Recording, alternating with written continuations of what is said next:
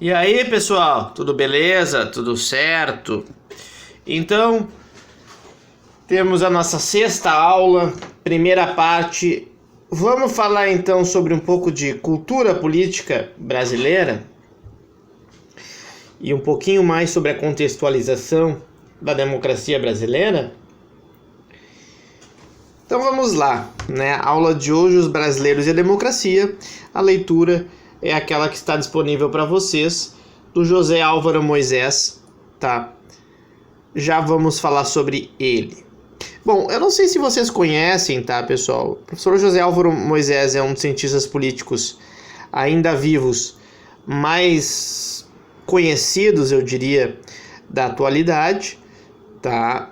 Ele tem vários estudos, é só olhar o currículo Lattes dele, ele eventualmente aparece aí na TV Bandeirantes, entre outros meios de comunicação, tá falando sobre eleições, etc, tá sempre aí na mídia.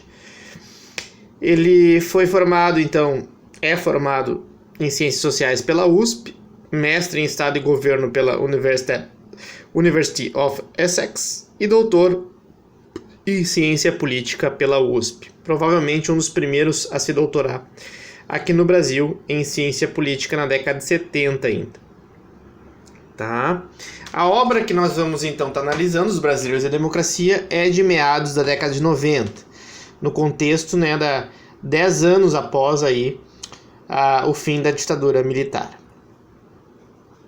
Este livro eu acho bastante interessante, particularmente, tá? Porque o José Álvaro Moisés, ele é um autor dentro da ciência política, a quem eu me identifico, que ele consegue, tá, realizar uma espécie de diálogo entre instituições e entre cultura política. Na disciplina de Teoria Política 3, eu expliquei para vocês, né, a respeito destas diferenças. Ok, pessoal? Deem uma revisitada sobre isto. Isto é importante dentro da ciência política. Algumas coisas, talvez, eu falando aqui com vocês relembrem. Então, ao contrário de muitos culturalistas, o José Álvaro Moisés, ele não nega a importância de algumas instituições políticas para a consolidação do regime democrático, ainda que ele atribua um peso importante a respeito de como as pessoas pensam, de como as pessoas se sentem em relação ao sistema político como um todo. Este livro, em específico, Os Brasileiros e a Democracia, ele já pesquisou, já tem coisas mais atuais, tá, pessoal? Mas é que este livro acaba sendo uma referência base, e se você tiver uma biografia mais atual, quiser ler, eu recomendo a leitura, então, do professor José Álvaro Moisés. Muito boa leitura, por sinal. Então o livro inclui 3 ondas, esse livro específico, que é de 89, 90 e 93, justamente nessa transição, né, para as eleições diretas, enfim, e trata sobre vários temas. Foram feitas várias perguntas aos brasileiros, né, nessas pesquisas. Então, em um primeiro momento desse livro, que é onde eu gostaria de começar a conversar com vocês basicamente sobre a aula, ele vai fazer então uma discussão, né, sobre as diferenças de transição política aqui da América Latina, tá?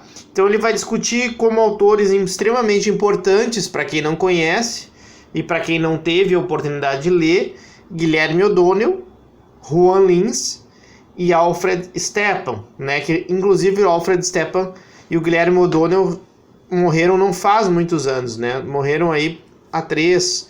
O Alfred Stepan acho que ano passado, o Guilherme O'Donnell um pouquinho mais. O Juan Lins, se eu não me engano, também já é falecido.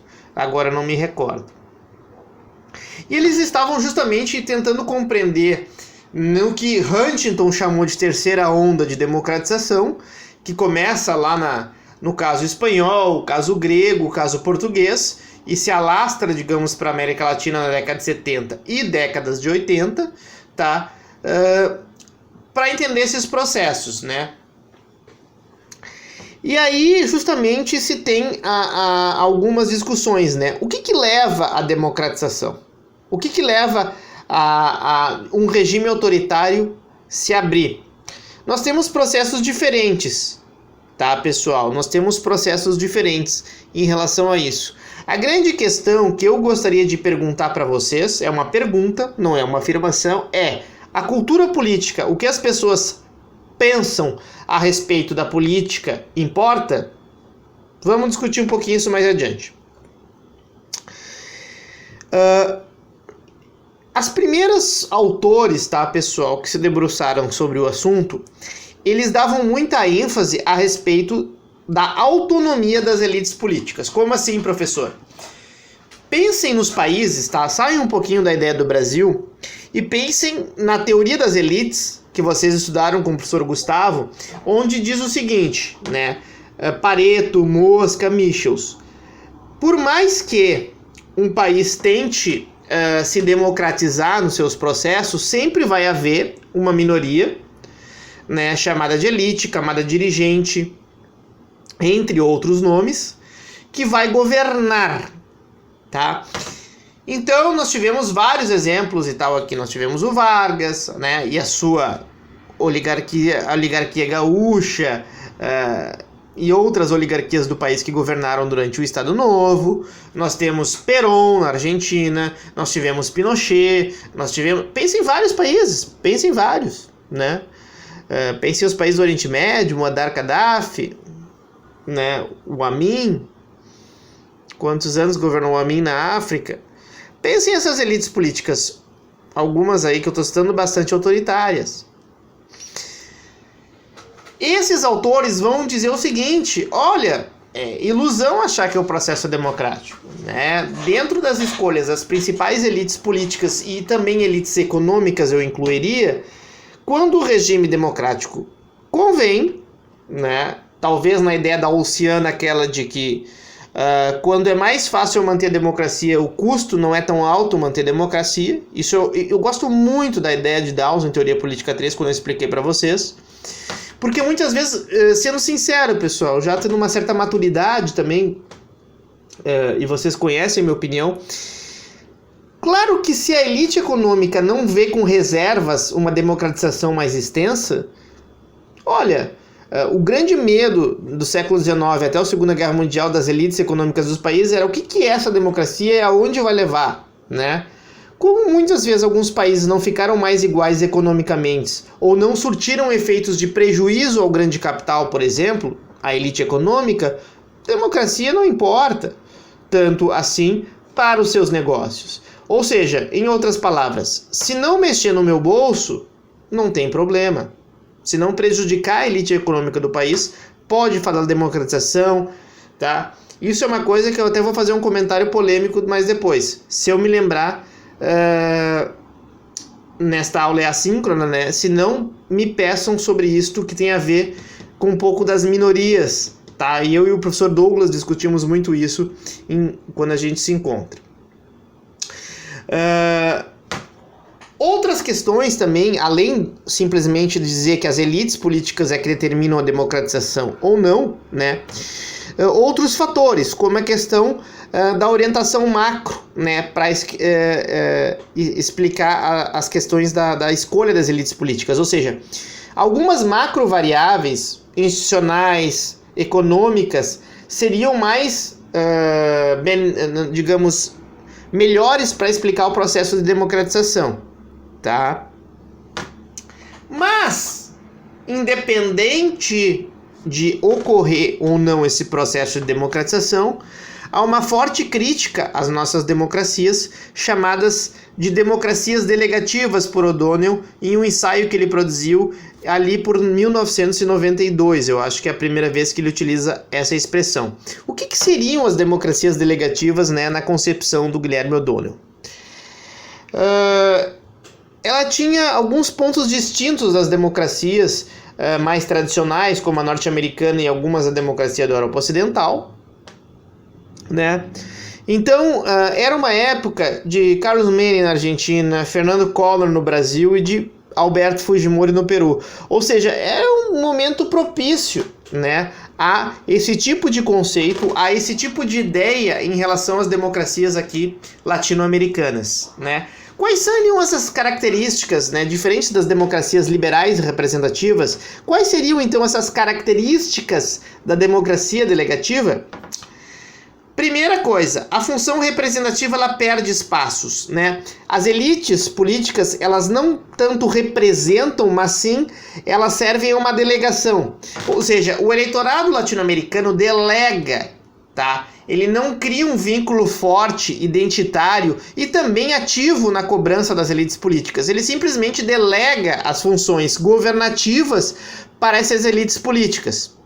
Que é típico caso, muitas vezes, quando a gente critica o nosso eleitorado em relação a ele não manter uma identidade, ou se não uma identidade político-partidária, pelo menos manter um cuidado, um zelo na hora do seu voto, né? Muitas vezes o eleitor vai lá, latino-americano, né, não só o brasileiro, digita, participa do processo político, mas, toma, problema é de vocês, né? Digamos, para de participar politicamente, não só como uma participação ativa, mas também uma participação de se informar politicamente, de estar atento, né, às cobranças que deveria fazer a esta elite política, ok? E isto faz também com que exista uma ausência de mecanismos de controle, ou accountability. Accountability, pessoal, é um conceito que eu trabalhei na minha dissertação de mestrado, que é, na verdade, a qualidade de ser accountable, ou seja, das pessoas, tá? Ela pode ser também de instituições, ou seja, fiscalizar, acompanhar as elites políticas, né? Então, justamente, muitas vezes a gente vota e deixa para lá, né? E não parte de uma ideia maior de fiscalização, né? Da qualidade de ser accountable, tá? Como as eleições no sistema político latino-americano, elas são sempre diretas e majoritárias, no caso do executivo, tá? E aqui o O'Donnell, mas principalmente o Rollins e outros, eles têm uma espécie de, entre aspas, preconceito, né, contra o presidencialismo. O que ocorre muitas vezes latino-americano? E é bem isso, pessoal. Eles não estão errados ao pensar isso na história latino-americana, se tu for pensar os últimos 40 anos da história latino-americana. Tu tens um eleitorado que vota num presidente, né? Plebiscitariamente, ou seja, tu personaliza politicamente, o salvador da pátria, o caudilho, o Messias, né? O Messias. Casualmente nós temos um presidente que o sobrenome é Messias, né? Então as pessoas apostam muito nessa figura política, numa ideia populista da tradição latino-americana, inclusive anterior às ditaduras militares, né? Esse cara vai resolver nossos problemas, esse é o cara. É o Lula, o Bolsonaro, essa é a mulher, no caso, também a Dilma. E os outros países também não são diferentes. O problema é que ao fazer isso, tu tira de uma instituição, partido, uma ideia maior, né, mais organizada, e bota numa figura política. E essas figuras políticas muitas vezes acabam concentrando muito poder. Nisto, né, ao elegermos alguns presidentes dissonantes da sua base política no legislativo, tu cria, e é muito constante na política latino-americana, um conflito aberto entre o presidente e a Câmara dos Deputados, o presidente e o Senado, né, com profundas crises políticas. Então vamos lá, pessoal, será que esse conceito está desatualizado? Alguns ali acharam uns 10 anos atrás que isso aí estava desatualizado. Eu acho que isso aí voltou na moda. Isso é interessante para vocês voltarem a pesquisar esse conceito. De repente tem coisas muito mais novas que o professor aqui de vocês não conseguiu atualizar, mas vão lá dar uma olhada, né? Tem bastante coisa legal para vocês pesquisar. Olha aqui, ó, o Lugo não foi deposto no Paraguai, não teve uma crise na Bolívia que depôs o Evo Morales, não teve uma crise insolúvel quase na Venezuela em relação à continuidade de Chávez e depois Maduro no poder? Desde lá do final da década de 90, 20 anos no poder já vai o mesmo grupo político no poder. Nós não tivemos o impeachment aqui no caso do Brasil. Ou seja, são casos todos recentes que eu tô dando. Se a gente for mais para trás, o Peru então nem se fala. O Peru é só a crise política que tu ouve falar, né?